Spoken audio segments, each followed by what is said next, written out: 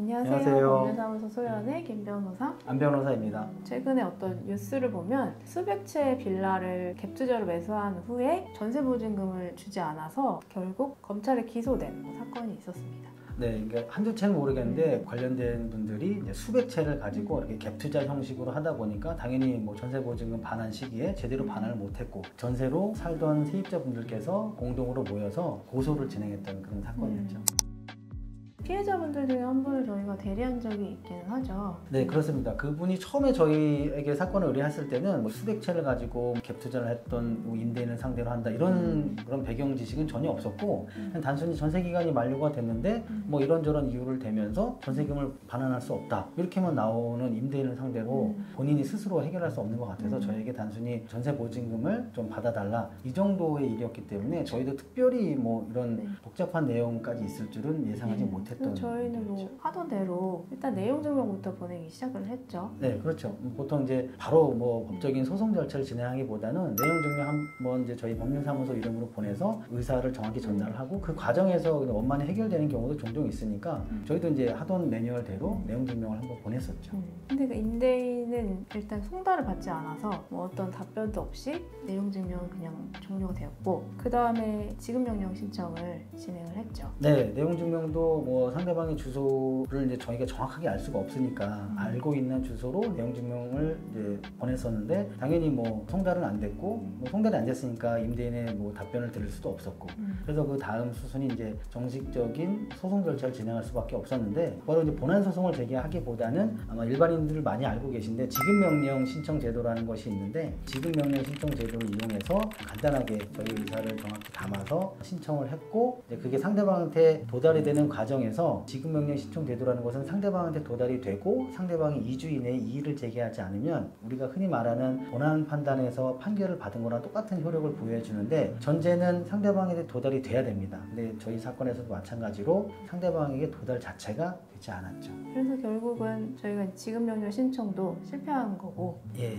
그 다음에는 결국에는 본안소송을 제기할 수밖에 없게 됐고 네. 그 본안소송 절차도 뭐 그분은 이제 고의적으로 송달을 안 받으신 걸로 이제 판명이 났으니까 결국에는 공시송달로 진행해서 이제 소송 절차 자체는 금방 끝나게 됐죠. 공시송달로 돼서 변론도 열리고 했는데 뭐 상대방은 당연히 출석하지 않았고 판결을 받는 데까지는 큰 문제는 없었습니다. 당연히 승소 판결로 끝났고요. 근데 사실 뭐 판결만 가지고는 해결이 된 것이 아니잖아요. 그분은 보증금을 이제 받아야 해결이 된 것이기 때문에 이제 집행 절차까지 저희한테 의뢰를 하셨고 저희가 집행 절차를 시작하게 됐죠. 네, 저희가 가급적 집행 과정에는 개입하지 않으려고 하고 집행만 또 전문으로 하시는 분들이 있는 걸로 저희도 알고 있는데 그 사건은 꼭 저희가 집행까지 다 해서 전세보증금이 약 2억 원 정도 됐던 전세보증금이었는데 그것까지도 꼭 받아줬으면 좋겠다라고 의뢰인께서 저희한테 신신당부를 하셔가지고 저희가 그 사건만큼은 좀 예외적으로 집행 절차까지도 진행을 하게 됐죠. 저희가 처음에 하게 된 게 그 임대인의 이제 재산을 알아야 되잖아요. 물론 이거 임대차 보증금이기 때문에 그 빌라 자체에는 당연히 경매를 진행하겠지만 이제 추가적인 손해도 저희가 발생한 상황이기 때문에 그 손해를 보전하고자 다른 재산을 찾기 시작했죠. 네, 말씀하신 대로 빌라에 살고 있었으니까 그냥 그 빌라를 강제 경매해서 환가해서 받아가면 되는데 일단 기간이 오래 걸리고 그거 말고도 소송을 진행하는 동안이나 이러저러한 추가적인 손해가 발생했었던 세입자였기 때문에 다른 재산을 찾을 필요성이 있었습니다. 그래서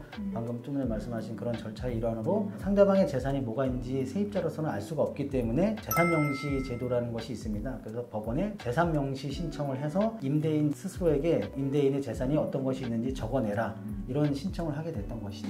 물론 그 임대인은 뭐 재산명시 신청이든 뭐든 송달을 받지 않기 때문에 답변이 없었겠죠? 네, 맞습니다. 내용 증명부터 시작해서 송달 자체가 제대로 이루어졌던 적이 없습니다. 당연히 주소를 확인할 길도 없고 그래서 방금 말씀하신 대로 재산명시 신청도 했는데 상대방이 도달이 안 됐기 때문에 이제 그 후속 조치를 할 수 있는 것이 재산조회 제도라는 것이 있습니다. 상대방의 재산이 뭐가 있는지를 타인으로서는 도저히 알 수가 없기 때문에 법원을 통해서 각 기관에 문의를 해서 상대방의 재산을 강제적으로 조사해 볼 수 있는 제도인데요. 이것의 문제 문제점 또는 뭐 단점이라고 하면 어느 기관에 어떤 것을 조사해야 되는지를 채권자, 그러니까 신청하시는 분이 일일이 다 체크를 하셔야 된다는 것입니다. 예를 들면 금융기관을 선정을 한다면 우리나라의 국내 금융기관 또는 해외 금융기관이 우리나라에 들어와 있는 것까지 합치면 수십 개 또는 수백 개가 될 수도 있습니다. 그러면 그걸 다 선정할 수도 없고, 다 선정한다고 해도 그 안에 채무자가 예금이나 이런 것들을 보관하고 있는지조차를 확인할 수가 없기 때문에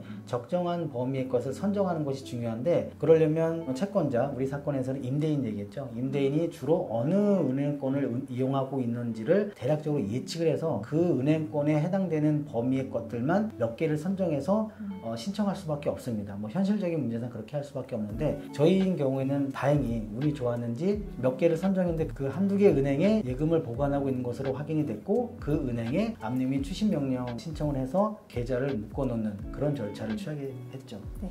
그래서 결국 예금에서 일부 보전을 받기는 했지만 사실 턱없이 부족하잖아요. 저희는 원래 매뉴얼대로 이제 빌라에 대한 강제 경매를 신청을 하게 됐죠. 결국 결론이 잘 났었죠? 네, 뭐 이제 결론만 간단히 말씀해 주셨는데, 그렇게 해서 예금을 보관해둔 은행에 압류를 해서 그 계좌를 묶어두긴 했는데, 그 금액이 한 뭐 700~800만 원 정도밖에 되지 않기 때문에 세입자분께서 피해를 본 한 2억 원에는 뭐 상당히 못 미치는 금액이죠. 그래서 원래 예정했던 대로 그 계좌를 묶어두는 거와 별도로 그분이 살았던 그 빌라 자체를 강제 경매 신청을 하게 됐죠. 물론 시간이 많이 걸렸고 최근에 낙찰인이 나타나서 낙찰까지 다 됐고 낙찰 대금까지 다 완납한 상태입니다. 물론 낙찰 대금은 많이 내려간 상태입니다. 그 전세 보증금이 약 2억 원 정도 되는데 낙찰 대금은 한 1억 6천 정도 돼서 차이가 조금 몇 천이 발생하게 됐습니다. 근데 다행히 세입자, 그러니까 채권자분께서 이 소송을 다 진행하기 전에 임차권 등기 명령을 해놓은 상태이기 때문에 낙찰인께서 그 소유권을 취득해 간다고 하더라도 임차인으로 있는 저희 의뢰인이 임차권 등기를 해지해주지 않는 이상 완전한 소유권을 갖기는 어려운 상황이었거든요. 그래서 그분이 낙찰 대금을 다 납입했는데 그거와 별도로 저희 의뢰인,